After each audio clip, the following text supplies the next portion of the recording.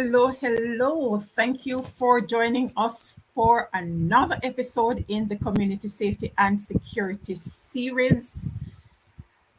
If this is your first time tuning in, thank you so much for joining. Whether you're live or you're watching the replay, it's always a pleasure to have you connecting. If you are a returning member of the Serenity Resource Connector family, welcome back, welcome back. Happy to have you. So, we are observing Cybersecurity Awareness Month in this month of October. And so we are going to be sharing with you on that. And we are going to get started with a recording from the live that the Jamaica Constabulary Force started with last week. So they're hosting a series of awareness or education, whatever you call it, discussion on Sundays at 11 a.m. live on all the Jamaica Constabulary Force social media platforms to give us more information on how we can stay safe online, what the Act says, and how we can get support if it is that we get into that problem where we have a challenge with our security online being compromised. So let's take a look at what the discussion was all about before we bring on our first guest for this episode. CFCD falls under the Counterterrorism and Organized Crime branch. It sounds quite fancy, but what does CFCD really do? All right, so CFCD falls under the Counterterrorism and Organized Crime Investigations branch, and CFCD, as the name suggests, the Communication, Forensics and Cybercrime Division, focuses primarily on four important things. One of which the name suggests, cybercrime, right, and three other sections which falls under digital forensics, computer forensics, and what we classify as multimedia forensics, and that incorporates both video and audio forensics. Well, that is quite interesting. But what is digital forensic? All right, so digital forensic pretty much encompasses extraction of different devices that all are contained information, right, digital information, and that pretty much includes all forms of digital devices, such as from thumb drives, cell phones, drones, you name it. Okay, so that means that if I delete something from my device, say I was being harassed by someone online, say you were harassing me, right? And I come to CTOC to make a report as the complainant, but you have already deleted all of these Instagram messages, all of the text messages that you were sending me. That means that CFCD is able to recover that information? All right, so from a digital standpoint, and more so from a digital forensic standpoint, in our area of expertise, we classify deleted information to mean sometimes, and in some cases, just a reallocation of information within memory itself. Right. So not to go too deep into that, but pretty much we are able to recover some deleted information depending on the nature of how it was deleted. So yes, that to answer your question, yes, we can recover in some instances deleted data. Okay, so the teaser showed in the series that was sent out before this program showed where the actress, her boyfriend actually leaked nude photos of her. So you are saying then that you would still be able to find the information if he deleted it. That's the first thing. And secondly, the question I want to ask you, did the boyfriend commit a crime? Well, to speak to the aspect of the deleted information, providing that some of the requisite steps that we can take to obtain the information from the device, right, provide that he used a particular device with which we could confiscate and do our due processes, yes, we can recover those deleted data. And to speak to the other aspect of it as it relates to whether or not he committed himself in terms of the law, yes, he did. And in relation to that, adult aspect of it is referred to as cyber harassment. Okay, that is good. So you can compare cyber harassment to harassment in the workplace, for example, where once someone does something that makes you uncomfortable, then it's the same thing online, basically? That's what you're saying? Yes, pretty much the same thing. The only difference is, as the name suggests, one is online, whilst the other may not be online. All right, so if I receive threatening text, like a text, for example, that someone is going to kill me, should I try to defend myself by responding to them? All right, so... Or maybe letting them know that I'm going to report them to the police? All right, so the Jamaica Constabulary Force and CFCD, by extension, we generally recommend that persons don't seek to engage anybody who is sending threatening or otherwise obscene or menacing messages in the form of DMs or instant messaging to them, but in fact seek to either block the person, mute the conversation, right, and like I said, export the transcript of the conversation to your email to produce to the police. But try not to escalate it by responding. My ex, who I am divorcing, created a page on Instagram and posted a picture of me half naked. Then wrote that I love little boys and my phone number. Someone saw my photo and reached out to me. It has been up for 1 year, she says, with people liking and following. I couldn't get Instagram to remove it quickly enough. What should I do? All right, so in light of the situation where the ex posted compromising pictures of his former spouse online, I would definitely recommend it, and I say this on behalf of CFCD and the Jamaica Constabulary Force. Once you recognize that somebody would have posted compromising information of you online, take the necessary steps, like I said, to document all of which you observe, to see if you can establish the identity of the person with whom had posted those pictures or videos, and to make that information available to the police as soon as possible or as soon as practicable. So the moment you come in contact or you are made aware of the situation, make the information, document it as much as possible, and make it available to the police so they can action it. Okay, so it's very important that members of the public do their due diligence in collecting information so that the police can have something to work with, right? Absolutely. And then when you search the device, and you'll know what you are looking for, because you'll have something to work with, basically? Well, there are instances in which you have the devices, and there are also instances in which you may not be in possession of the device. But it is always good to have as much information as possible that can either lead you to a position where you can properly carry out your investigations. All right, I totally understand. By the person who would have posted these things, or the person with who would have sent these things via a particular channel, you can obtain the name of the person, the alias that the person is using.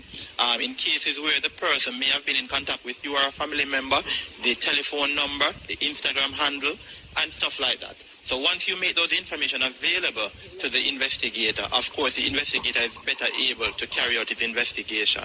And sometimes those investigation encompasses actually visiting the premises of the person who is suspected to be disseminating that information. And by virtue of that, if it's in some cases where a particular device was used and those devices can be confiscated, of course they can bring it to the the Communication Forensics and Cybercrime Division for us to further carry out our due diligences. All right, thank you so much for that detailed explanation, Constable Murray. The Act, the Cybercrime Act, specifically Section 9, speaks to messages that are, like I said, threatening in nature, menacing, or otherwise obscene.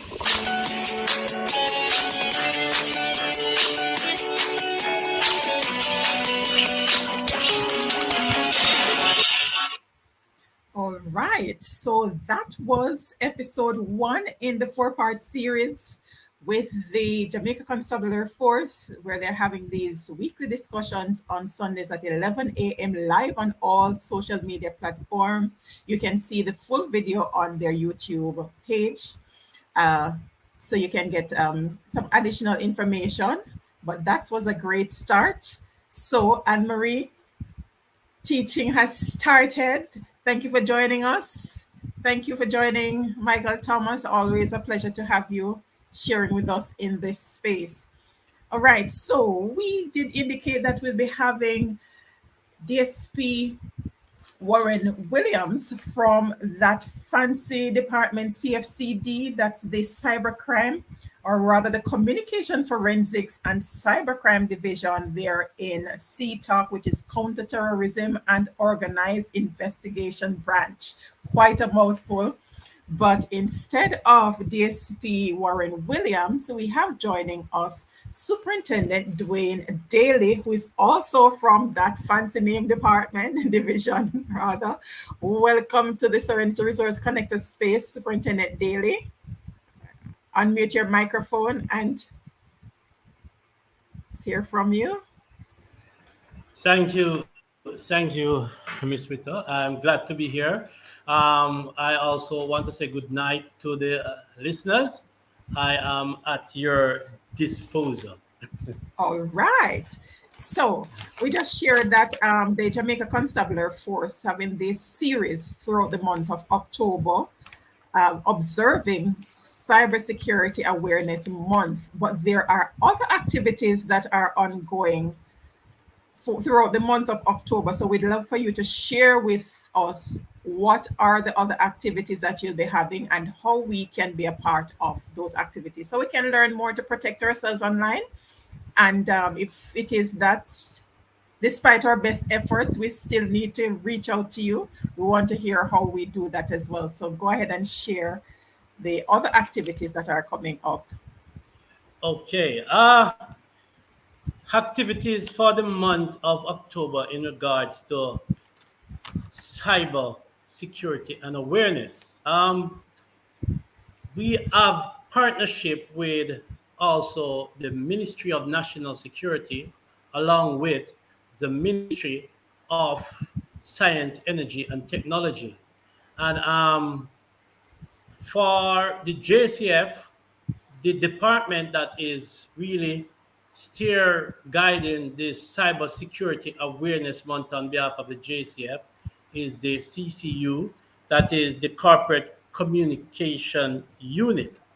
And the Corporate Communication Unit have a four-part series that you heard about. It start last Sunday on the 9th, and you have the 16th. A third will come on the 23rd, and the final will be on the 30th. And all these series will be addressing malicious communication, unauthorized access, and also cyber bullying. So those are the four series on behalf of the JCF that is spearheaded by CCU. On the ministry side, the JCF have partnered with the ministries, and for the rest of the month, every Tuesday, Wednesday, and Thursday, the sites, the social media sites for each of these ministries will be displaying a lot of cyber awareness activities that you should be aware of, because in this digital era there's a lot of cyber attacks keep going on and increasing, and we all have to be aware of what is going on and how to protect ourselves, how to protect the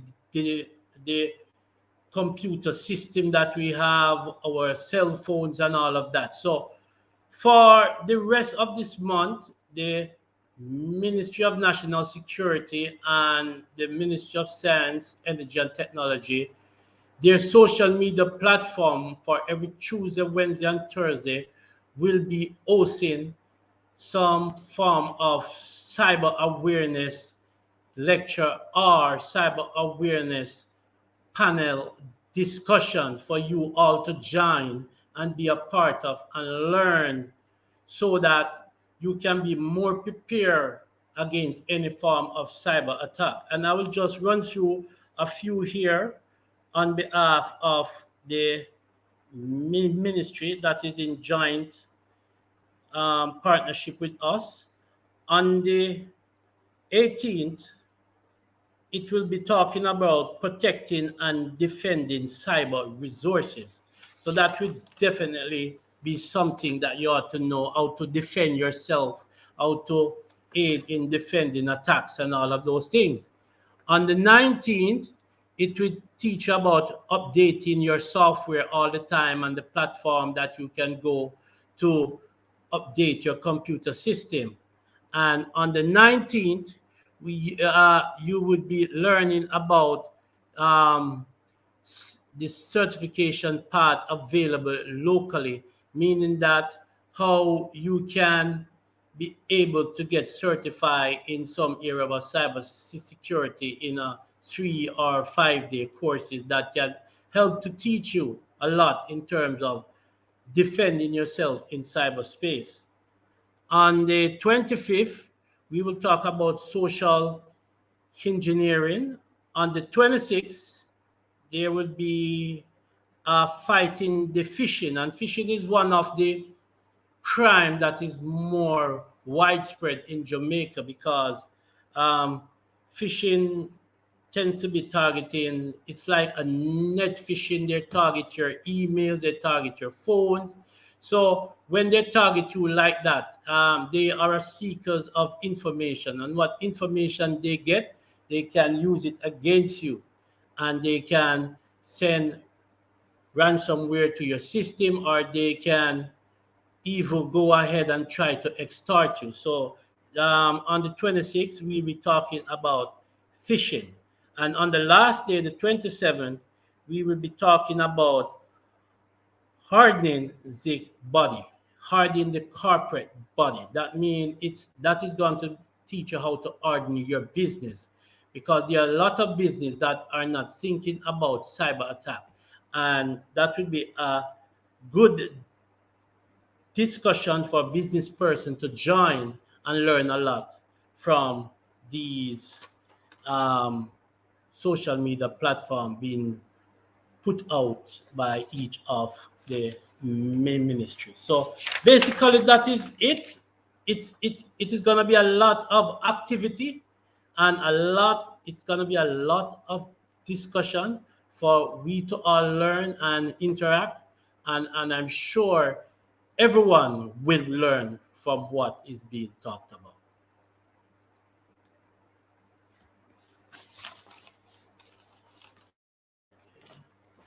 Indeed. I love the diversity because it's not just the individual, but it covers the businesses, and not just the businesses, but you're also catering for those who are looking to get into the business of cyber security in terms of offering that certification. So for those community groups that are on, be sure to let your young people and the young at heart know that there's this opportunity for them to get certified in that area if they're so inclined. So do take advantage of that opportunity. All right, it's great to hear that, Superintendent Daley. And for the upcoming, let's take a look at the promo for the upcoming discussion on Sunday. Previously on cybersecurity Hold on, I need this. discussion. Read why me I see myself on Instagram. What you mean I don't know? Me I see my whole of my body on Instagram right now.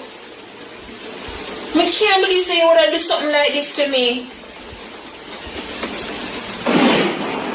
Hey baby, what's up? What? On Instagram? No man, none of me that. You crazy? I would never do something like that to you. That sound like my page get hacked or something. You know, say, me they use the people in free Wi-Fi that they me go to place there. Yeah, I forgot to check it out. Join us this Sunday for another interesting discussion on cybersecurity on all GCF social media platforms. Tell us your story. Tune in. We want to hear from you.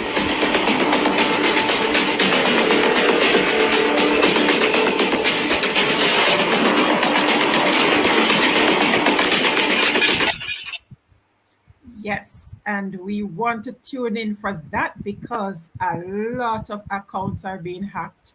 I've seen a number of them, gotten a number of those contacts from people pretending to be others in our contact. So we want to make sure that we check that out. If we're not able to join the live discussion, check out the replay on the JCF the YouTube page. The videos are uploaded there after the live discussion, so we want to stay tuned for that. So great stuff going on there. Keep up the Yes, great most work definitely. at CFCD, the fancy Yes. division. Thank you. Thank you.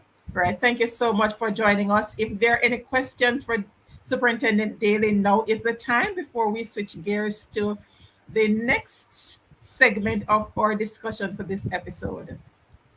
Welcome, Happy Moments Entertainment from the Clarendon Neighborhood Watch, Maureen Garden. Great evening. Thanks for joining us.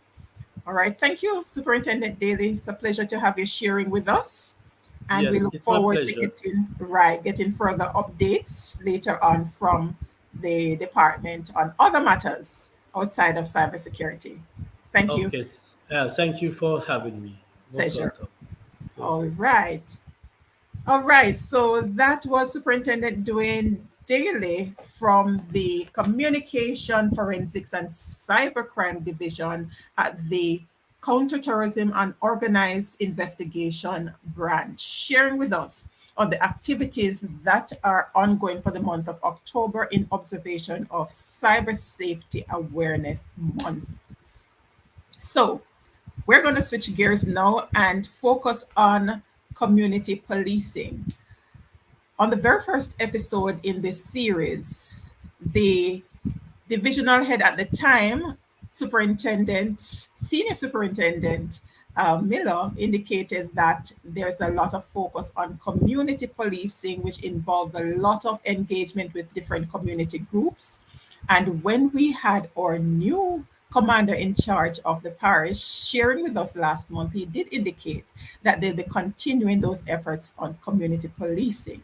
And so we are going to be taking a look now at two of the stations, Lionel Town and Four Paths, to see what they have been doing in that regard. So joining us in this space is Inspector Kerry and Maylor-Wallace from the Four Paths station. And we also have with us Inspector Kevin Brown from Lionel Town. Welcome, inspectors. Good night, everyone. Thank you, ma'am, for having me. All right. So let's start off, Inspector Maylor-Wallace, by sharing what is community policing? Community policing is the police and the community working together in partnership to solve problems of crime, fear of crime, and community decay. All right. So it's the coming together of the police and the community. Love that. And we are going to share. All right. What are some of the benefits, though, to the communities? Why should the communities embrace community policing? Still with you, Inspector Maylor-Wallace, and then we move over to Inspector Brown to share with us. All right. One of the biggest things that we achieve in community policing is the reduction in crime. We also have improved trust, improved flow of information. So, for example, the other day, they wanted someone to work at a business space in Maypen, and I would have just communicated with the person in charge of the police youth club in my police area and said that we need a police youth club to work. And, the information was flowing freely and easily, and we got someone to work. So it helps with information flow, improve police citizen relationship. It also helps to mobilize and empower the communities to identify and respond to concerns of the community, and better implementation of crime prevention and crime control activities as a result of the police and the community working together. Awesome. Anything to add to that, Inspector Brown? Yes, it also reduced that It's also improve interaction between the police and the citizens and reduce that fear factor that exists amongst the police and some citizens. And it builds awareness as well. All right. So a lot of benefits there because it's all good when we have these different initiatives, but the community really need to know how it benefits them so And that if I they can, yes. Go ahead, and Inspector. if I might add, it's because of the relationship when the police youth club was formed in my community. That is what propelled me so much so to become a police officer. Wow. There we go. All right. So we are also um, generating that interest in terms of your pursuit to become not just a police officer, but you shared also that in terms of connecting the youth with job opportunities. So that's what we're talking about because if we're going to stem the wave of crime, we this is one way to go.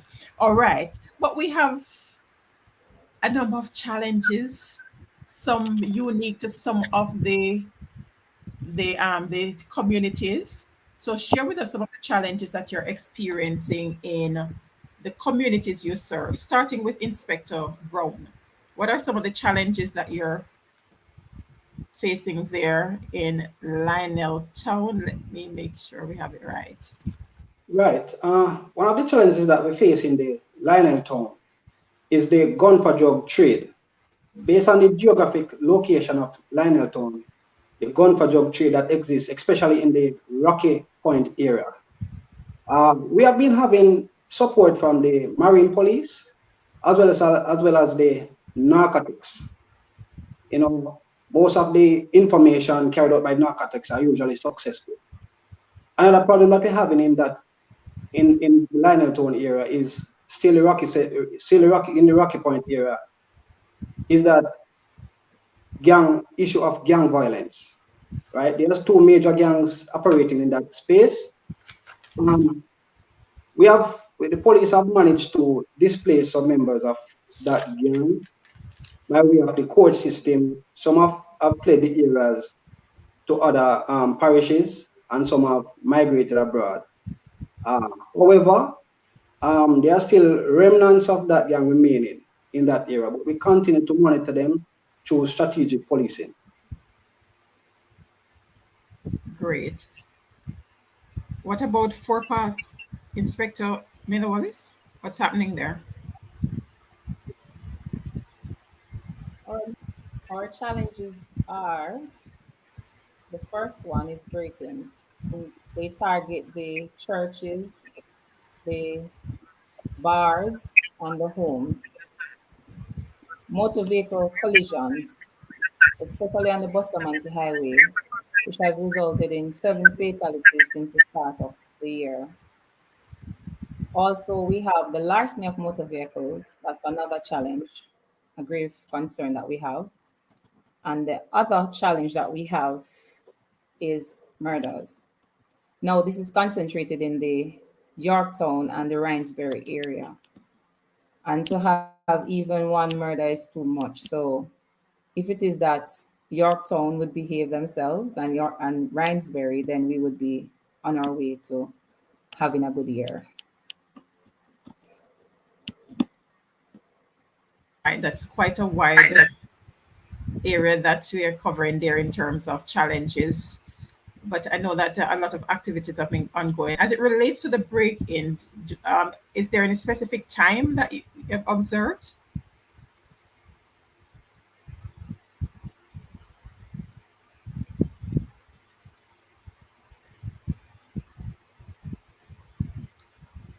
Unmute. Yes, go ahead.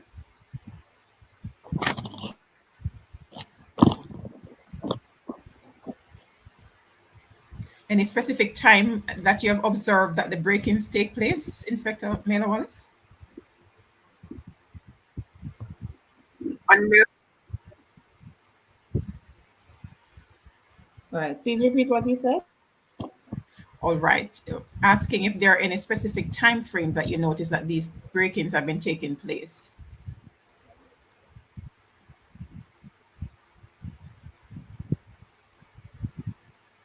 varies. It varies. Early mornings, nights.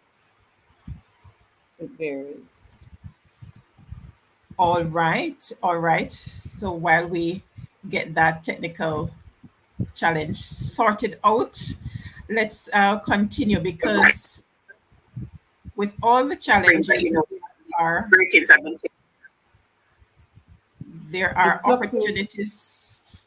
opportunities for engagement, and I know that both locations have been doing quite a bit, and other locations across Clarendon has been doing quite a bit in terms of engagement. Share with us, Inspector Brown, what are some of the engagements that's been taking place in Lionel Town? Right. Separate and apart from our regular meetings, we have been engaging the citizens in our walkthrough, where we have been meeting and greeting the citizens from various communities, right? Where we have used the opportunity to exchange numbers, right? So as to give them someone they can reach out to, right? In the event where the need arise, right? Also to sensitize them on various issues. We have also been doing our regular school visits. You know that we can't leave out the children. As the saying goes, it's easier for you to bend the tree when it is young. We have also partnered with this church. The JCF is a God-fearing organization. And as such, we will not leave out the church in whatever we do. And as such, we have planned our church service for this month, something that the division has been doing for a number of years, where each station is assigned to hold a church service for a particular month. And the management for the division is keen on this. Another thing that we have been doing in the Lionel Town to impact the citizens is a member from the Lionel Town police station have enrolled into a mentorship program at the Bustamante High School. Right. This program includes an after-school study session where, in order to help some slow students in their academics. There's also a leadership program that the member has been involved in at the school, aimed at helping the student leadership, that is the prefects, the monitors, the student reps, right? Help them in that leadership to mold them to become future leaders, as well as also a counseling session that he's been doing in terms of minor matters, right? Because over time, students would have developed some level of trust and confidence in that member, and they feel free to relate their problems with him. And I must say that this mentorship program began in 2019, and they were taken on a trip, and along with the dean from the school, right? But because of the impact of COVID, it has affected the communication somewhat, and the inability of a number of those students to access the internet during COVID. I must also say that since the start of this program, we have seen a drastic reduction in incidents at the school. And what is commendable is the extraordinary support from the children in this program. They really buy into the program. So, fantastic job being done there by that member at the Lionel Town Police Station in terms of the Bustamante High School there. All right, so that's community policing. We're covering all the organizations in this space. And what you just shared about the mentorship and counseling, we had an in-depth discussion about that, where Detective Woman Sergeant, let me get it right, Maureen Willock Garden would have shared about the GRAPE program that covers those areas. So thank you so much for sharing that. But let's not just take Inspector Brown's word for it. They say a picture is worth 1,000 words. So let's see what's...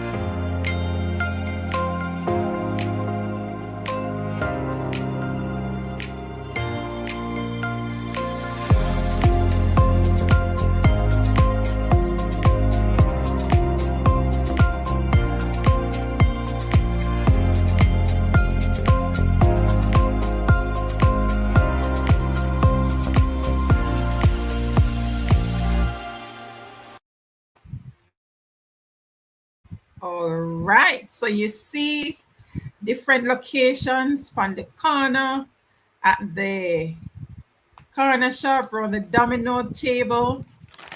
Lionel Town has been taking policing into the community, and we're seeing it's at different times of the day. If you observe the changes with the pictures there. Great job, Inspector Brown, to you and your team. All right, Denise Morgan and others are cheering you on. Inspector Maylor-Wallace, what's been going on in Fort Park?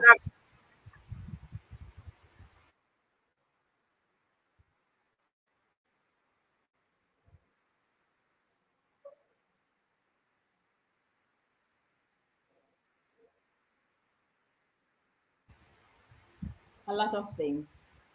We're meeting with all the stakeholders, the Legislates Association, the farmers, the churches, the schools, and just yesterday, an interim executive body for the Police Youth Club in schools at the Yorktown Primary was installed by the members of the Community Safety and Security Branch. And Constable Roy of the Fort Pass Police Station is the liaison officer for the police youth clubs and the schools and the community groups. So he was mandated to form some of these groups in schools. So we have been having some interactions, a lot of interactions with our stakeholders. We also have the walkthroughs, as Mr. Brown would have stated earlier. It is mandated by a commanding officer. He's big on community policing. And each week, each station has to conduct at least one walkthrough. This helps to build relationships. And we're there for over time, so it builds trust. They don't just see us today and don't see us tomorrow. So we want consistency, and it speaks to permanence in the 9 P's of community policing. When you're permanent in the community, the people get to know you and are able to trust you, and there you can get information. Also, we don't just cater to the citizens. We have to look at our staff members. So in September, it was the Fort Pass Police month of activities that was conceptualized by Sergeant Berry, Michael Berry, who is my 2IC. So we had a month of activities where we started with a church service, because we do nothing without the Lord, as stated by Mr. Brown. So we did the church service. We would have gone to community groups. We've been to the schools. We did a lot of activities, and we culminated with an awards ceremony that Woman Constable Gallimore would have been the officer of the quarter. We also have socials on a monthly basis for our officers, and it helps to motivate them, as also when persons are motivated, you'll get them to do a lot more work. However,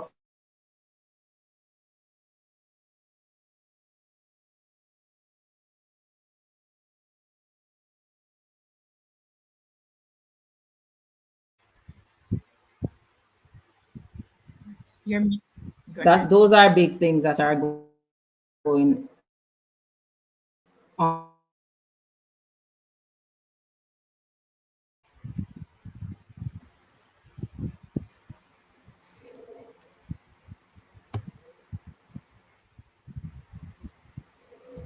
All right, there seems to be some additional delays there, but let's take a look at what's been going on over there in Fort Pass.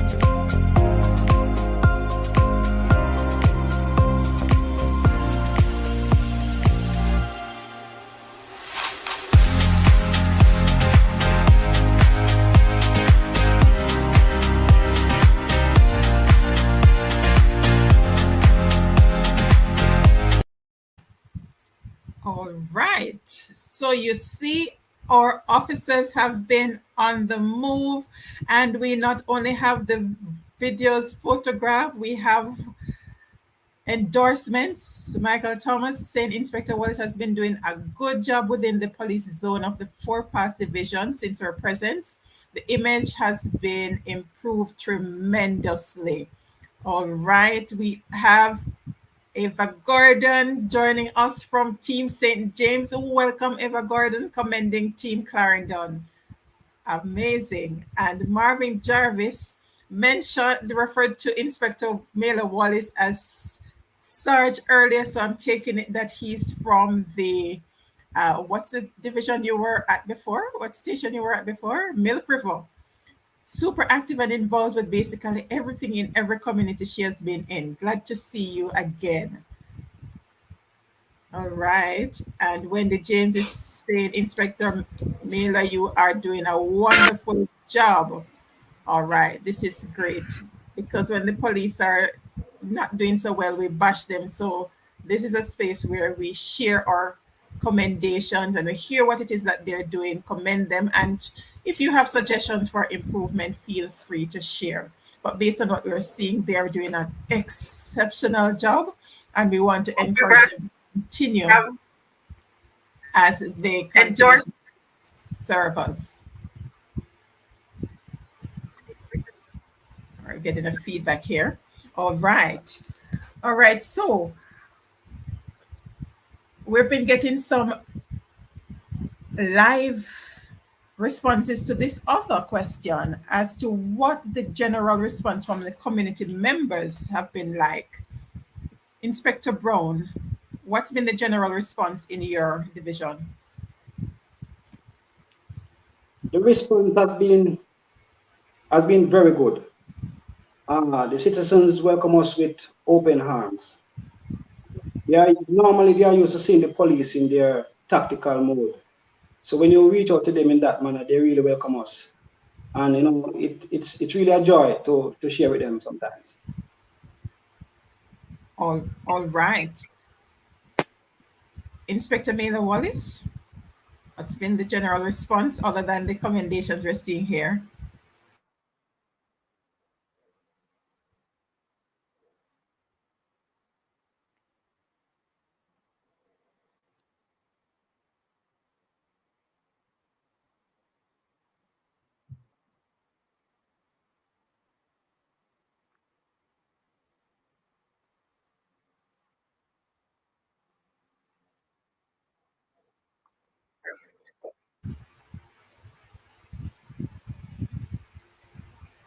There's a delay coming. I'm not sure if it's from my end, but I'm not hearing you. All right.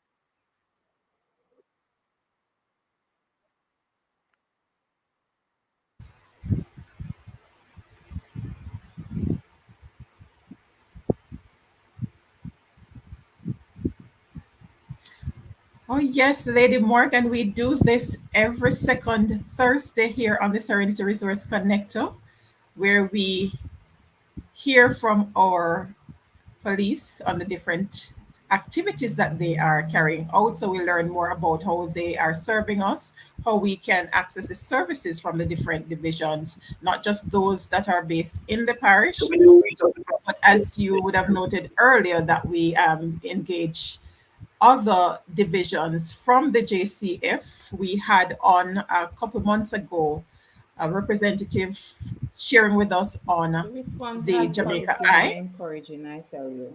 It has been really, really positive. All right, that was a very long delay, but we just heard you, Inspector Maylor-Wallace. All right, yes, we do this every second Thursday, where we share, and we're going to be hearing from other police stations across the division as to what exactly they are doing. I saw some awesome pictures of Longville Park community policing, and we want to hear from them in upcoming episodes. So do stay tuned, continue to share the link so more of our citizens can see what's going good with the police so that they can join forces to help make our communities safer places to live, raise our families, and do business. I trust that we'll be able to hear We you did now, not hear Inspector Maylor-Wallace, because we want you to share some safety and security tips with our viewers in light of the challenges that you're experiencing, especially with the break-ins. Share some tips on how the citizens can help to protect themselves, even with the absence of the police.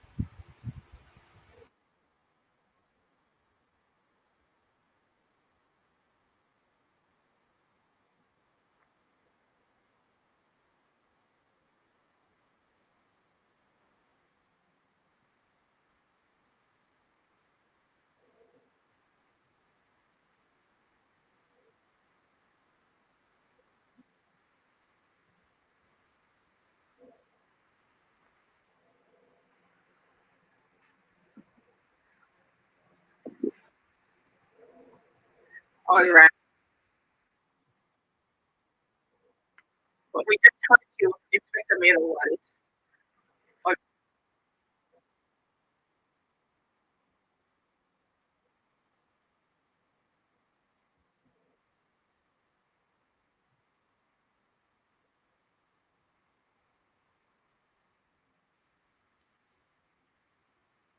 We wanted to hear from them. So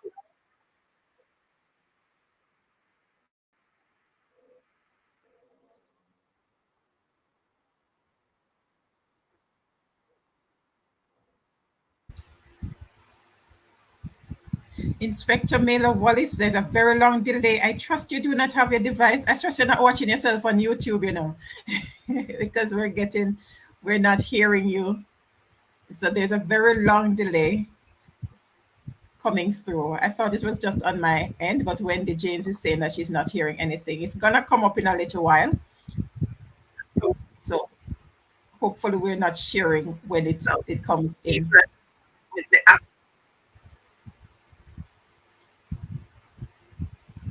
All right.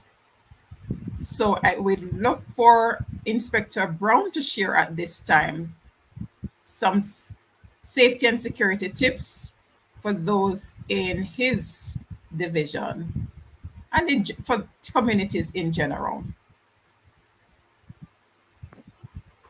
Right, break-ins is not unique to just full parts. We have challenge with break-ins.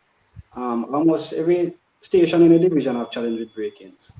So what I would implore persons to do is we are in an era of technology.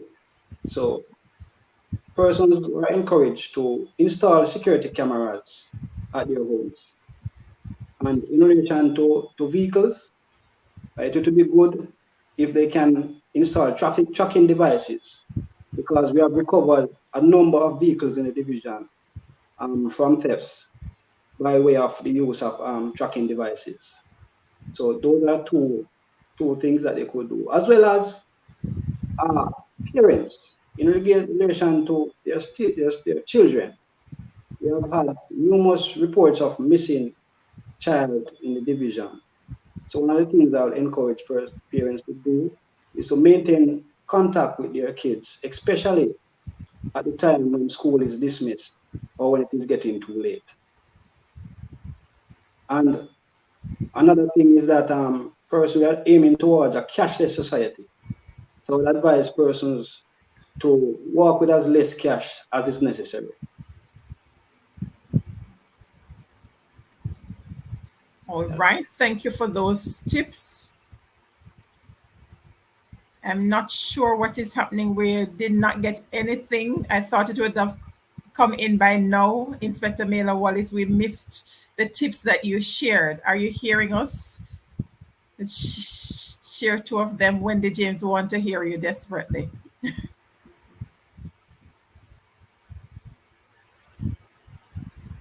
So I would look for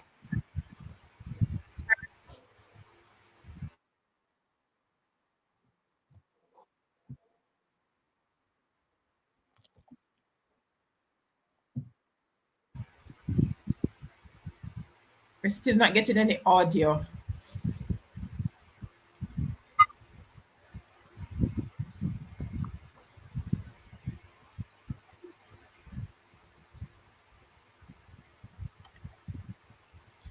All right, we are going to get those tips. So look out for them on the Serenity Resource Connector Instagram page. We're going to ensure that Inspector Maylor-Wallace share those tips, and we'll share them on the Instagram page so you can get those additional information. So Wendy, if you're not yet following the Serenity Resource Connector Instagram page, please go ahead and do so you can get those tips and much more from the Clarendon CFCD department, because they are indeed doing a wonderful job in the division.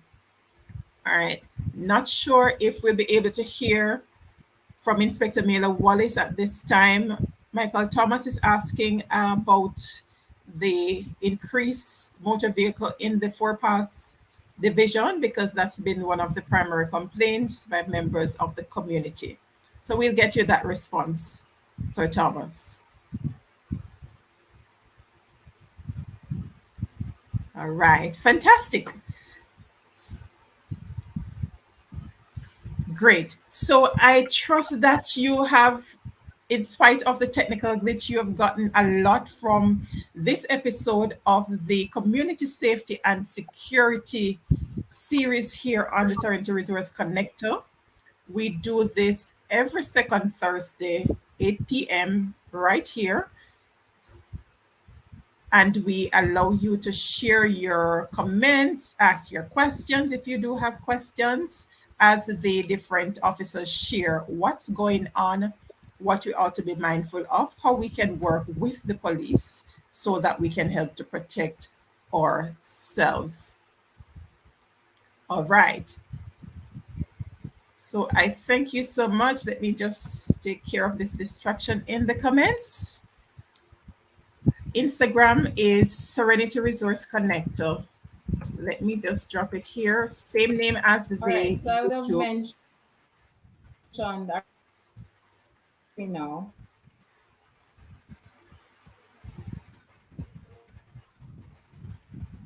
Are you hearing? All right, so I would have mentioned the security of the monitor boxes and putting property markings on them.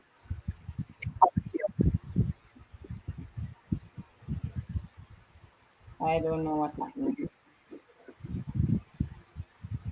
Still not hearing me?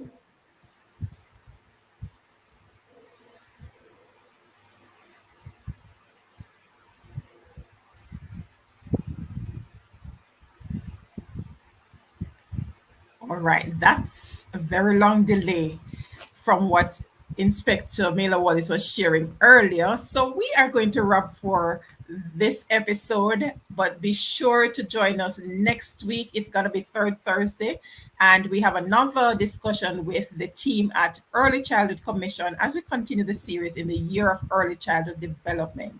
So you want to stay tuned for that. On 4th Thursdays, it's another discussion with the team at the Clarendon Municipal Corporation. And then we go back to 1st Thursday, where we have Culture Corner with the Jamaica Cultural Development Commission. So do stay tuned for the upcoming episode of the Resource Connector. All right. Thank you so much for joining us. You're able to join us live. And for those who are watching the replay, we apologize for the technical glitch there, but we trust that you were able to see the wonderful things that the police in Clarendon have been doing, and that we'll continue to support them as they continue in that regard. God bless you, and do continue to stay safe and have a good night.